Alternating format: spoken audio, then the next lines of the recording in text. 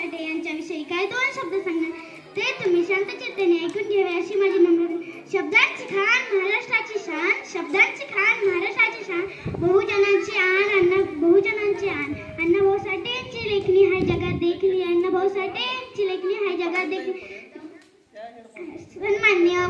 सन्माननीय व्यासपीठ वंदनीय गुरुजन वर्ग आणि माझ्या मित्रमैत्रिणींना तुम्हाला लोकशाहीर अण्णाभाऊ साठे यांच्या जयंतीच्या खूप खूप शुभेच्छा.